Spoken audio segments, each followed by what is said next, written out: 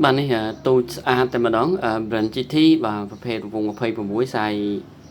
XS បាទសម្រាប់អ្នកក្មេងទូចឬក៏បងស្រី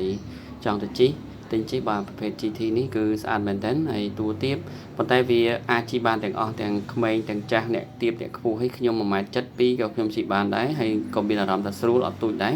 បាទបំពាក់ជាមួយនឹងប្រាំងផេង Tupre បាទជាមួយនឹងបូម Exhaust Santu XCE បំពង់26ជាមួយនឹងខ្នងដុំកាំអីសិតតែ26អស់សំបក Kenda Original បាទប្រភេទ Stem Per Pro GT បាទហើយជាប្រភេទពណ៌ខ្មៅឡាយជាមួយនឹងពណ៌ស្វាយតិចជាមួយនឹង logo ពណ៌ទឹកប្រាក់បំពាក់មកជាមួយនឹងកង់បារាំងមុខមួយបាទក្រោយ8លេខរបស់ Shimano Altus បាទលាបច្បាក់អីគឺប្រភេទពួក stainless steel អត់ងាយច្រេះទេ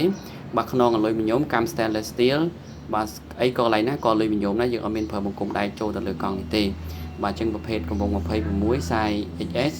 បាទដែលស័ក្តិសមសម្រាប់គ្រប់វ័យទាំងអស់ក្នុងការប្រើប្រាស់